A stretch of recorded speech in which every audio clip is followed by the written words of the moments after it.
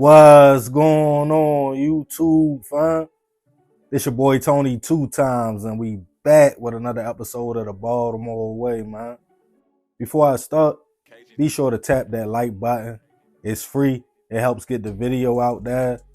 Definitely watch this video to the end to hear the full story and all the details in the case.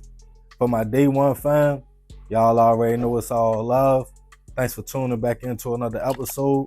If you're new to the channel and you feeling the content, feel free to subscribe. Definitely hit that notification bell so you can be notified every time we drop a new video. Oh yeah, feel free to share the channel with your peoples. Everybody is welcome. With that being said, let's get right into the story. In this world we live in, people struggle every day. They get by financially.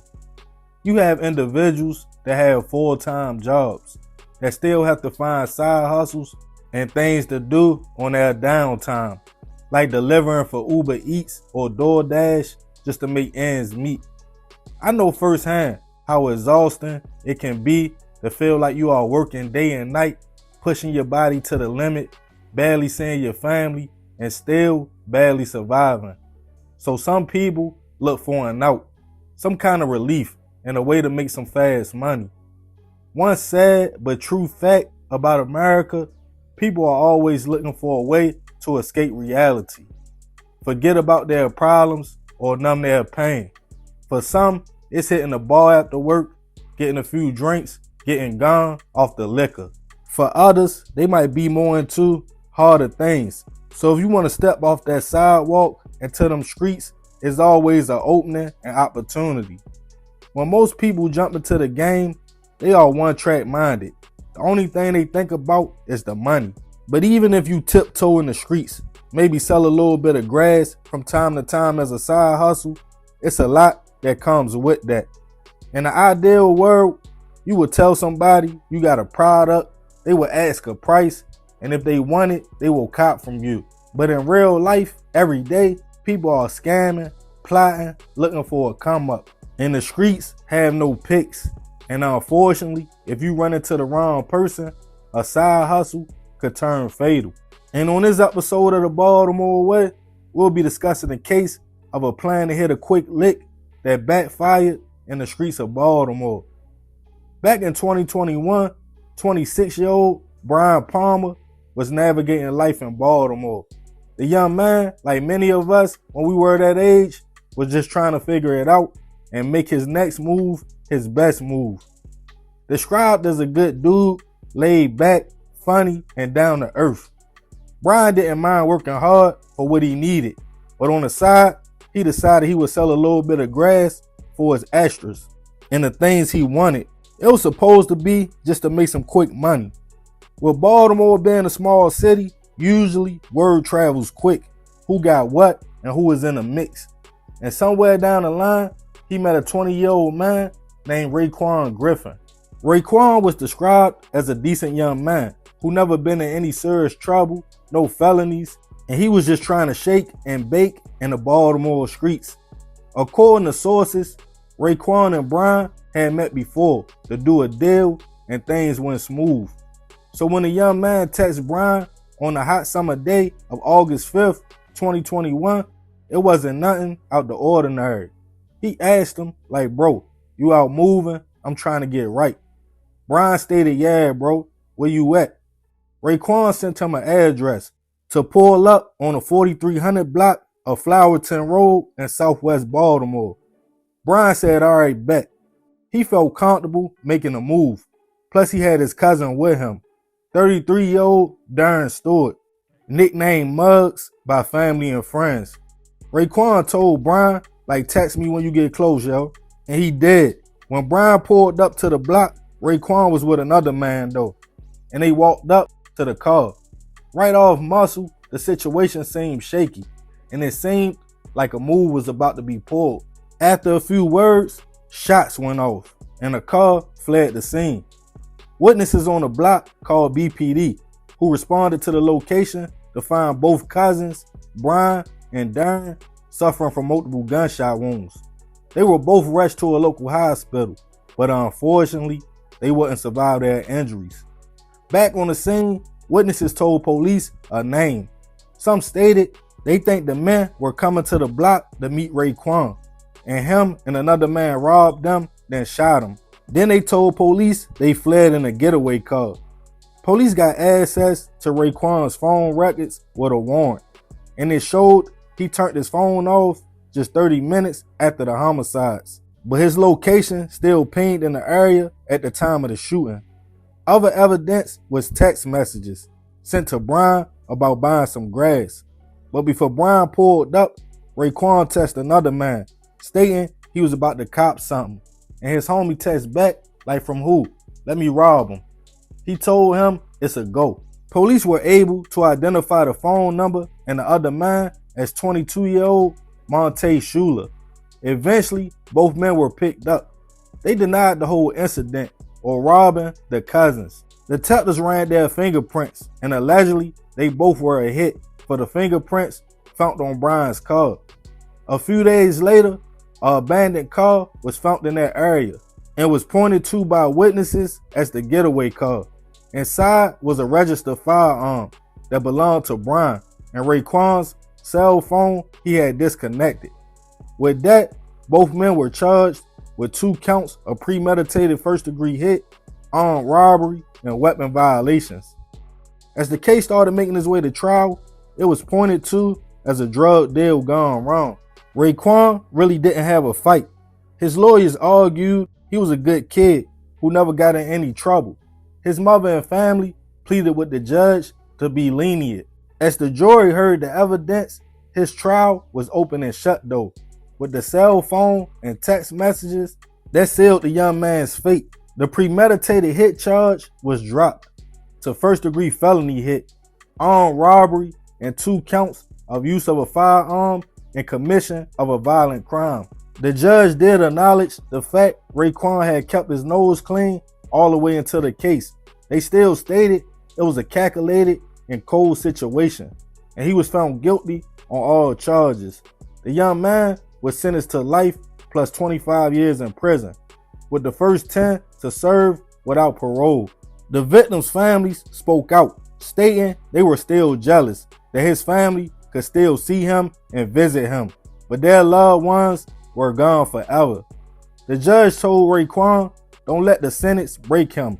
If he follows certain programs and stay out of trouble, they might bring him back in a couple years for a sentence deduction review." But Monte's trial was tricky. With no real evidence against the man, the state had to prove he was involved in a robbery. Prosecutors went to jail calls. They alleged Monte told an associate on the call one of the cousins reached, not knowing him and Raekwon both had guns, so they popped him. But he was talking in code, so the call really didn't stick. The jury at first couldn't reach a verdict, leading to his first trial ending in a hung jury in a mistrial. But at his second trial, the jury felt it was enough evidence to find Monte guilty on 2 counts of voluntary manslaughter, use of a firearm, and commission of a violent crime and armed robbery. Before sentencing, he apologized to the victims' families and stated it wasn't supposed to go down like that. And he stated he wished he would have just went straight home that day. In the end, Monte was sentenced to 10 years for each count of manslaughter to run consecutive, with another 20 years to run wild on 2 separate counts of firearm use and commission of a felony or violent crime, with another 10 years for armed robbery to also run wild. In total, that was 70 years in prison, with the first 10 to serve without no parole. Rest in peace to Brian and Darren. I send my prayers and condolences to their families. Unfortunately, in a lot of cases, trying to get that fast money ends in situations like this. Brian probably felt it was just another day, another dollar, not knowing it was a whole play set up against him. Sadly, prosecutors stated his cousin Darren was collateral damage just because he was there and he had to go. It was speculated Brian peeped the move and tried to up his gun, but they already had the drop on them. At the end of the day, 4 families forever changed. 2 cousins gone forever and 2 men sitting in prison for decades over some grass and probably some petty money. But I'm gonna leave this one open for discussion. Y'all let me know what y'all think about the situation. Leave it in the comments. Yeah, man, crazy story. Rest in peace, them two men. I definitely send my prayers to their families. But I ain't gonna talk too much more about this one. Y'all leave it in the comments. Definitely tap that like button if you feeling the content. I appreciate you if you made it to the end. This another episode of the Baltimore Way. It's your boy Tony 2 times. Love, fam. I'm out. What's going on, YouTube, fam? It's your boy Tony 2 times, and we back with another episode of the Baltimore Way, man. Before I start, be sure to tap that like button. It's free. It helps get the video out there.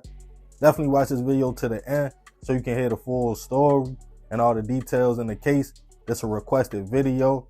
For all my day one fam, y'all already know it's all love. Thanks for tuning back into another episode. If you're new to the channel and you feeling the content, feel free to subscribe. Definitely hit that notification bell so you can be notified every time we drop a new video. Oh yeah, feel free to share the channel with your peoples. Everybody is welcome. With that being said, let's get right into the story. For teen boys, it's nothing like having a best friend, a road dog, somebody to hang with and rotate with on a daily. Knowing y'all will look out for each other and have each other's backs. In those teen years, that's when lifelong bonds and brotherhoods form. As you and your homie navigate life, go through all those growing pains, even if you have good parents at home, it's just a different feeling having somebody to relate to, especially if you come from a tough environment. Some kids are fortunate enough to have a blessed life.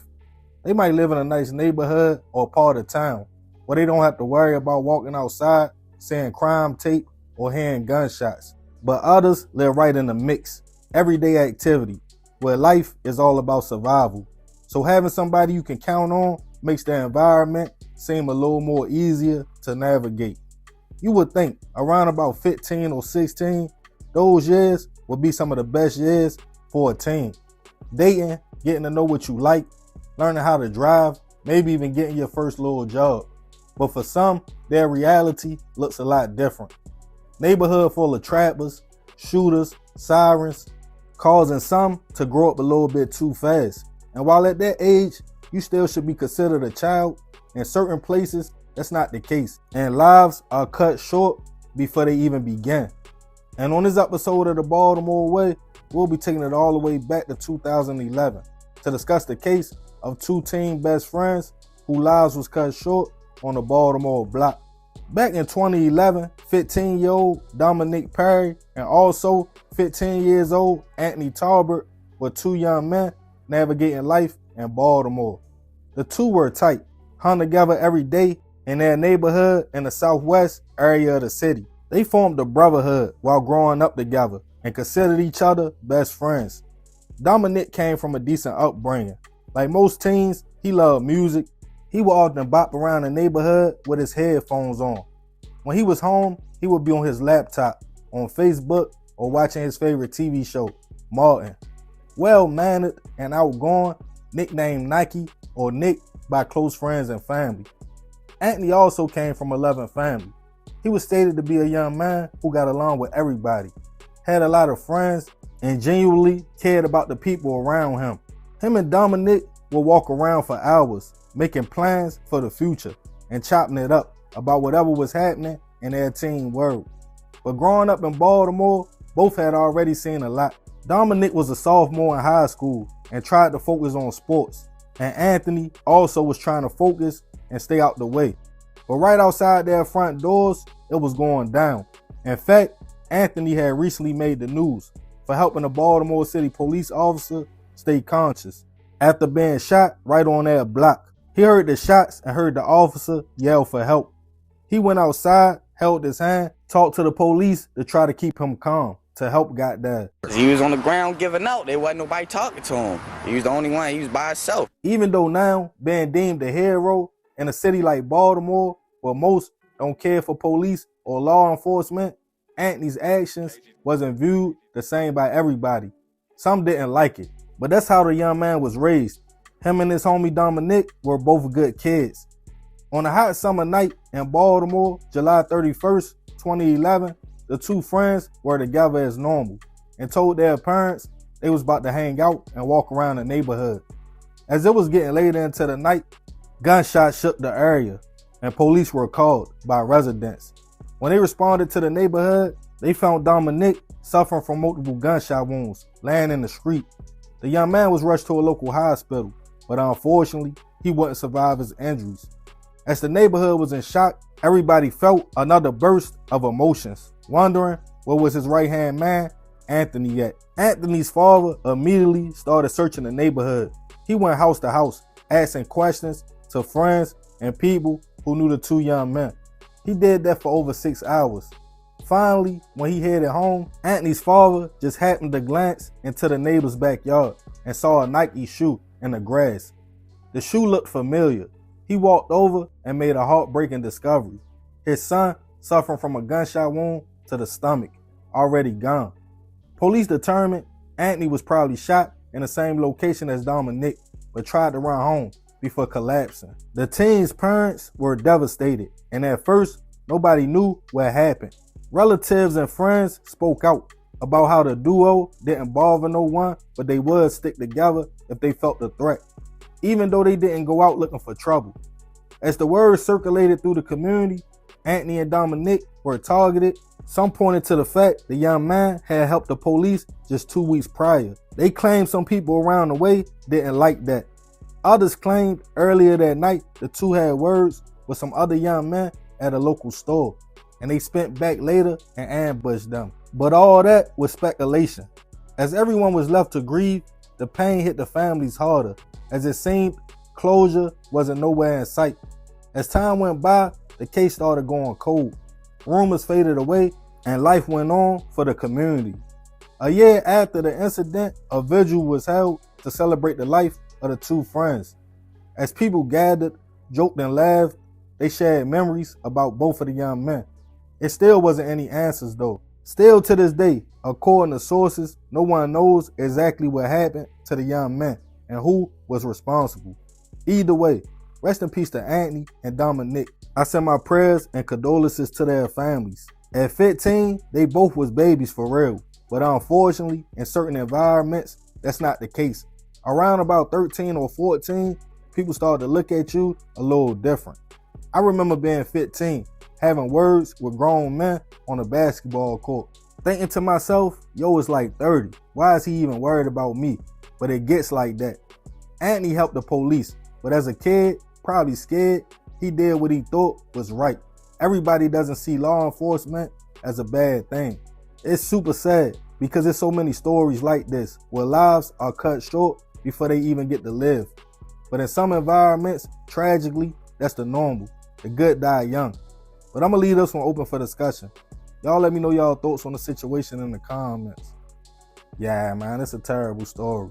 Rest in peace, them two young men. I definitely send my prayers to their family. But I ain't going to talk too much more about this one. Y'all leave it in the comments. I appreciate you if you made it to the end. Y'all already know it's all love, fam. This is another episode of the Baltimore Way. It's your boy Tony 2 times. I'm out.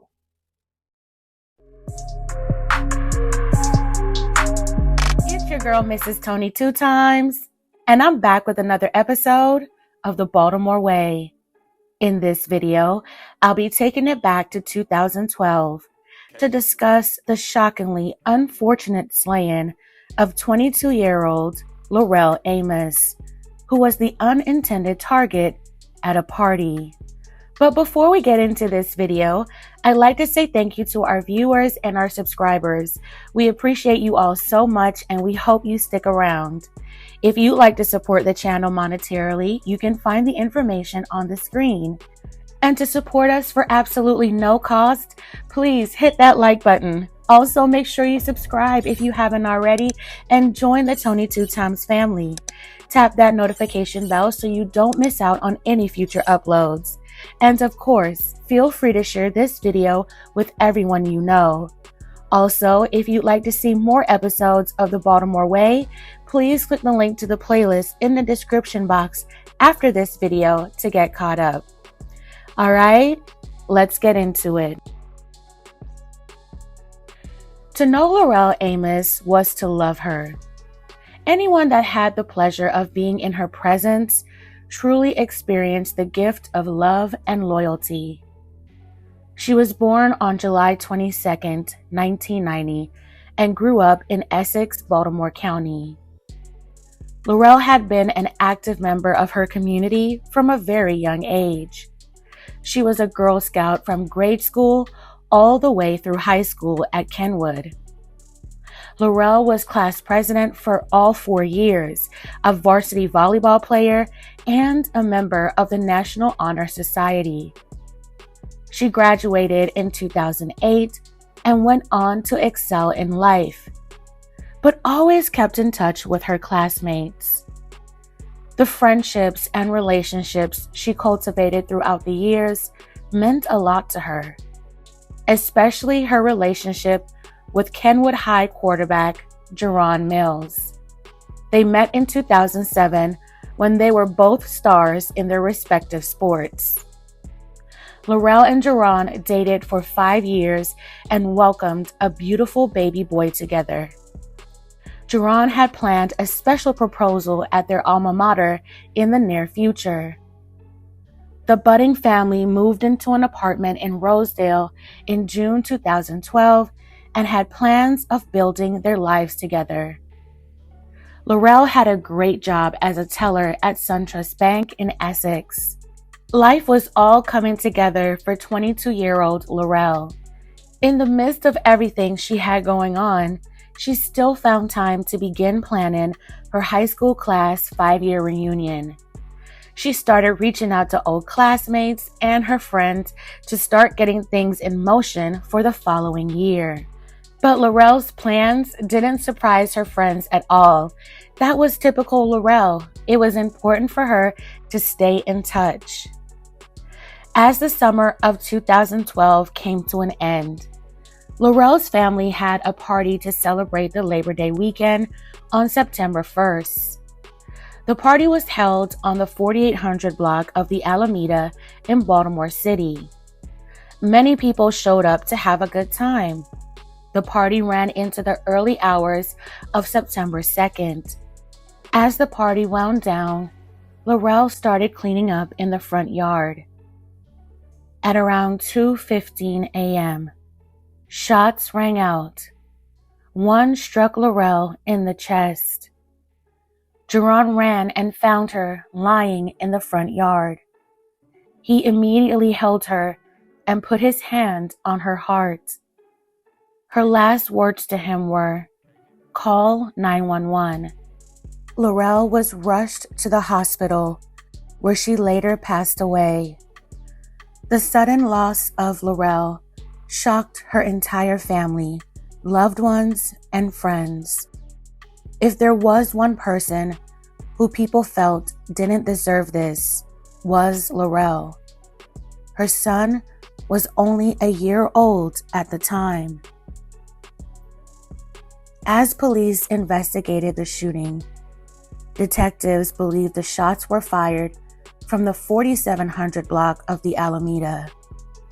Shell casings were found in that location.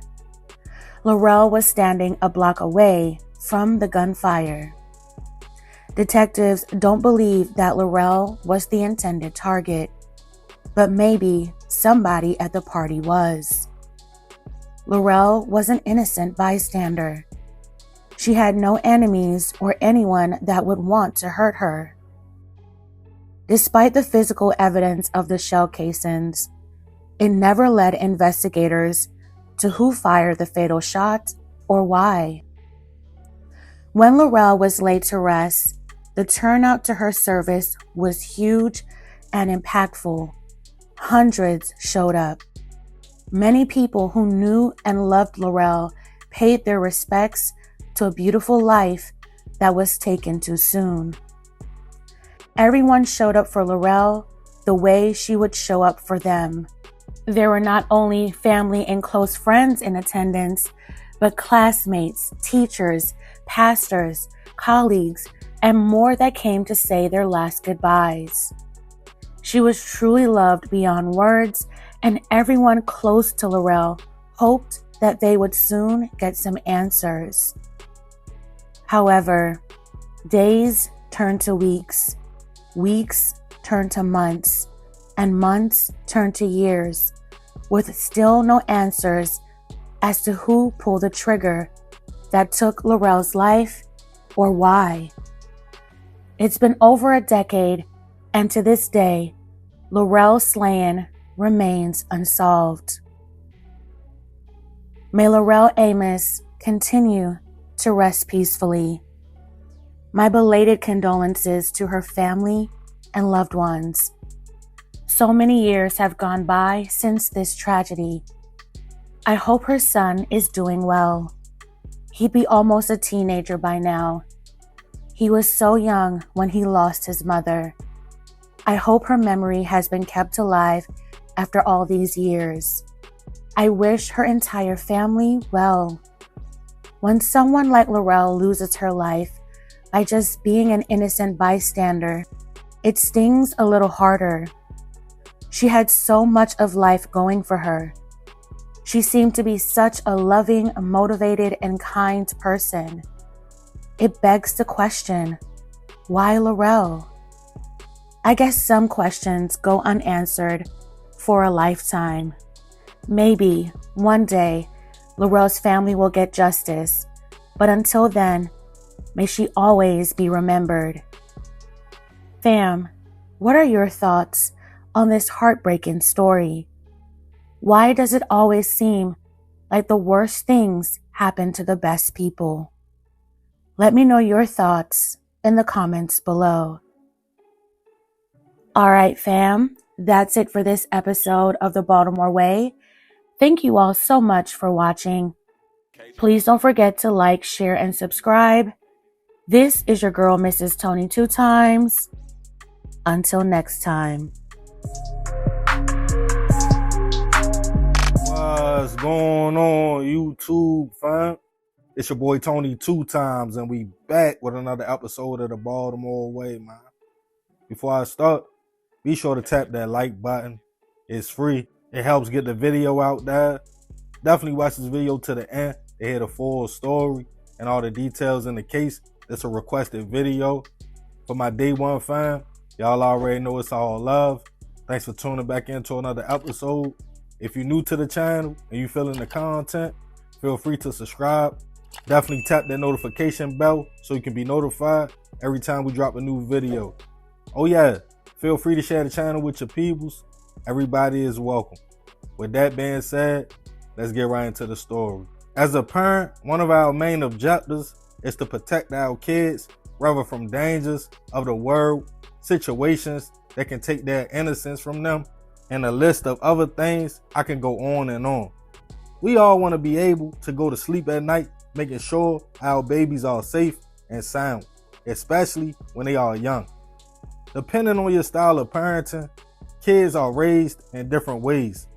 Some are overprotective, rather from their own past traumas or just fears of what can happen out there. They don't allow their kids to hang out with friends, go to people's houses, or really ever leave their sight unless it's to go to school. But others understand you gotta let a kid be a kid. Go through growing pains, learn how to navigate the world without you. And in a lot of environments, it's normal to see a group of preteens and teens hanging out alone, just having fun. Of course, nowadays you have smartphones, sharing locations, FaceTime, social media, text messages, so it's easy to make sure your child is safe at where they say they would be and to check in. That's a lot more advanced than 10, 15 years ago when it wasn't like that. As a parent who wanted their child to have fun and be amongst their peers, once they left the house, you just had to pray and get them a little lecture to make sure they understood what to do and what not to do. If they did have a cell phone, maybe call every few hours. But a lot of times, parents depended on other adults or the community to regulate. If they saw their child doing something or being somewhere they wasn't supposed to be at, it was common courtesy to call or knock on their door to notify them about what's going on. But no parent is ready for their child to leave the house and never come back.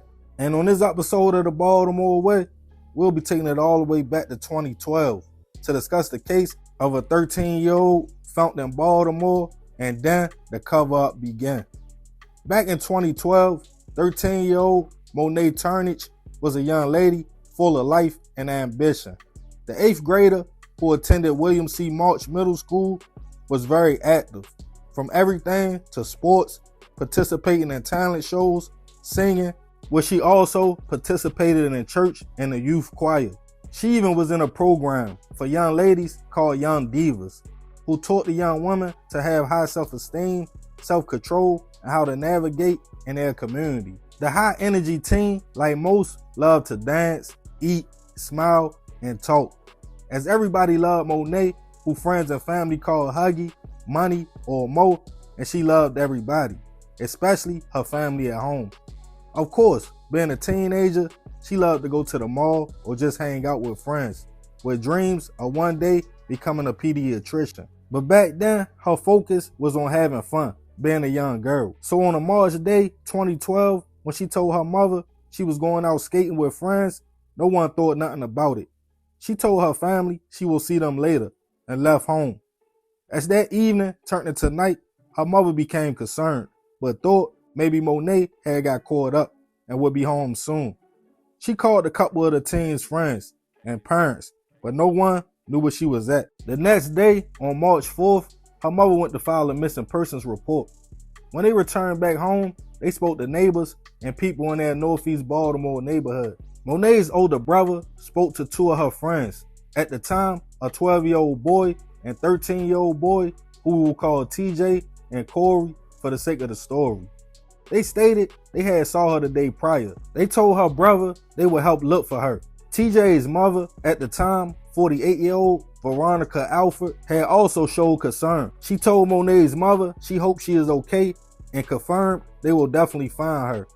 As family and friends searched, one of the teen boys, Corey, told Monet's brother, like, yo, you search one side of the alley, I will search the other. In the 1600 block of Cliffview Avenue in Northeast Baltimore. As her brother walked through the alley, he saw feet hanging out under trash bags. Scared to look, his uncle walked over and unfortunately realized it was Monet, already gone. They called BPD, who responded to the scene and quickly realized she was suffering from a single gunshot wound. As the investigation started, police noticed no evidence on the scene. They came to a conclusion. Monet was probably shot somewhere else and her body placed right there. But at first, there was no leads or suspects. As her mother and family were left to grieve, they wanted answers, as they felt the community knew something. They spoke on trying to cope after making the horrifying discovery. As a few days went by, the family and police was all wondering about the two teen boys who claimed they had saw her the day she went skating and knew exactly where to search in the alley. With their guardians present, police went to talk to TJ and Corey. As they started asking the young men questions about seeing Monet alive, like where did she go, was she looking scared, it soon became clear with their answers they were hiding something, but police needed to find out just what. But one of them would slip up and stated Monet was at the house with them not far away where her body was found, in the 1600 block of Darley Avenue. With hesitation, the teen broke down. He claimed they were playing with a family's member gun, a .22 rifle, and it accidentally went off and a bullet hit Monet. They claimed they panicked, told the closest adult, who was TJ's mother, Miss Veronica, and she allegedly told the boys they had to move the body and get rid of the gun. She helped them transport Monet to the alley and in a shocking twist called a family friend, a Baltimore City police officer, to hide the gun, which belonged to a family member, at the time 21-year-old Martinez Armstrong. As police conducted a surprise search of their fellow officer's personal car and home, they found the rifle and had a cover up on their hands. With their confessions, TJ and Corey were both charged as juveniles with involuntary manslaughter. Veronica turned herself in and was charged with obstruction, accessory after the fact, and other charges. Martinez, already a convicted felon, was charged with gun violations. Ironically, the police officer was never charged. As the truth came out about what happened, Monet's family was hurt, and her mother still believed it was all lies being told, and it didn't happen like they said it happened. She stated, how could she believe the teens and Veronica when they lied to her face? Took her son to have to suffer knowing he would find his little sister's body. She felt something more sinister took place at the house. Other family members agreed the situation didn't sit right. If it was an accident, why try so hard to cover it up? The community had a vigil for Monet, and everybody showed up to show support and to grieve the situation that shocked the whole community. As she was laid to rest, mothers who also lost children to the Baltimore streets showed up to pay their respects, as others just wanted to be known they stood with the family and was tired of burying kids. As the cases made their way to court, TJ and Corey both were found guilty on all charges. Both young men were sentenced as juveniles.